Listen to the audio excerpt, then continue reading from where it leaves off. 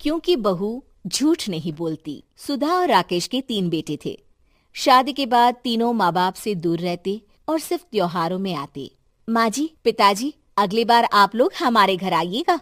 अरे नहीं बहू, सब यही आ जाते हैं तो घर खिला खिला लगता है। हाँ बहू, तू हमेशा बुलाती है तो जरूर आएंगे तेरे पास भी। हाँ हाँ, दीदी का घर बड़ा जो है, सब कुछ आपने शादी के बाद दीदी को ही तो दे दिया था। हमें भी दिया होता तो हम भी बड़ा घर लेते। क्यों सुनील? अरे नहीं नहीं, पापा ने सबको एक बराबर ही दिया है। छोटी बहू, क्या चाहिए तुम्हें, बोलो।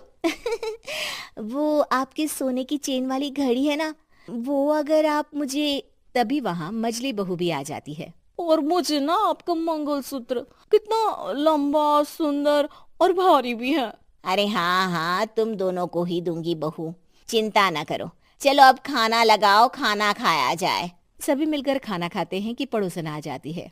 अरे सुधा बहन, थोड़ी चीनी तो देना, घर में शक्कर नहीं है और मेहमान सर पर बैठे हैं। अरे छोटी बहू, चाची को शक्कर तो दे दो। अरे मजली दीदी, आप दे दीजिए ना, मैं यहाँ कम आती हूँ तो मुझे पता ही नहीं है कि सासू माँ सारी चीजें कहाँ रखती है। और तुम, मैं कौन सा यहाँ रोज शक्कर फाँकने के लिए आती हूँ, मुझे भी नहीं है पता। तभी बड़ी बहू हाथ में चीनी की कटोरी लेकर आती है। चाची, शक्कर आप लोगों का बड़ा सहारा है माँ जी और पिताजी को, वरना हम लोग तो यहाँ रहते ही नहीं।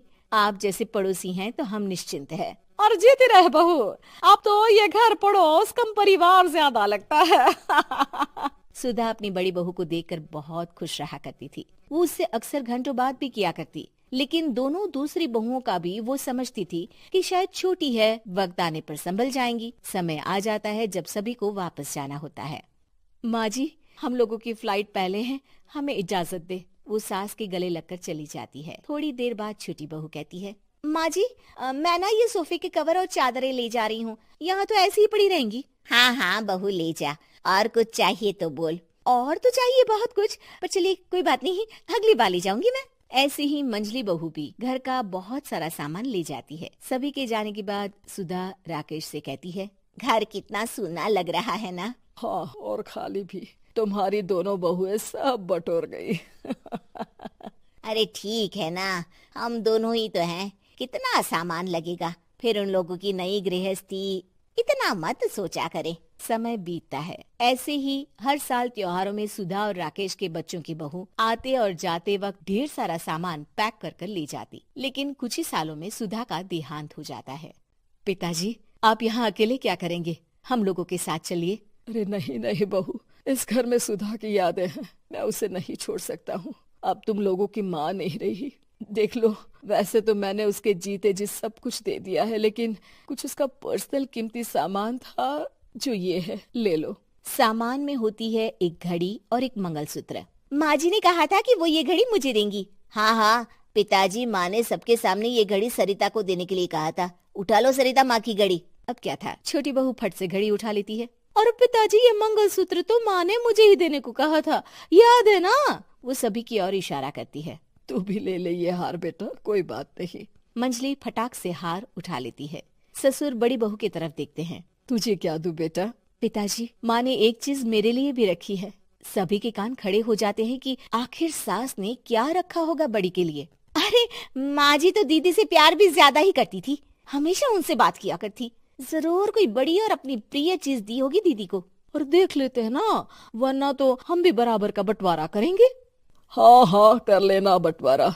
लेकिन बड़ी बहू, बताओ तो सुधा ने क्या रखा है तुम्हारे लिए?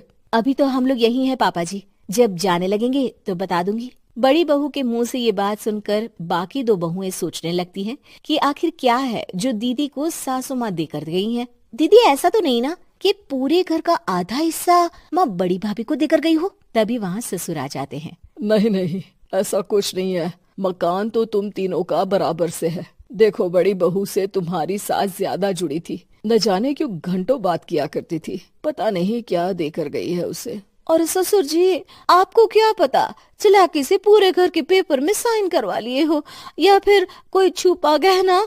आखिर मकान पूरा तो आपने सासू माँ के नाम ही कर रखा था ना।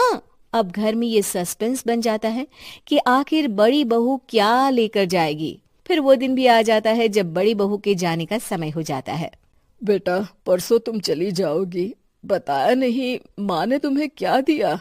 घड़ी और हार जो बेशकीमती था और तुम्हारी सास को सबसे ज्यादा प्रिय था, उसका तो बंटवारा भी हो चुका है। अब तुम्हारी बारी। हाँ पिताजी, आज मैं ये बात बताने ही वाली थी। माँ ने मुझे उससे भी बेशकीमती चीज दी है और वो है आप। आपसे अधिक प्रिय उन्हें कुछ नहीं था। माँ चाहती थी कि आप मेरे साथ रहें। चलिए पिताजी। बेटा, मेरे पास तो कोई पेंशन भी नहीं है और ना ही कोई प्रॉपर्टी। लेकिन आपके पास संस्कार है पिताजी, जो मेरे बच्चे आपसे लेंगे, तो आपको ले जाने पर स्वार्थ ही है मेरा। चलिए ना पापा। सभी के सामने पिताजी बड़ी बहू और बेटे के साथ उनके घर चले जाते हैं। उम्मीद है कि आपको हमारी ये कहानी पसंद आई होगी। कृपया हमारे चैनल को सब्सक्राइब करें और सभी अपडेट्स के लिए बेल आइकन जरूर क्लिक करें। और हाँ, वीडियो लाइक और शेयर करना मत भूलिएगा। Bye bye.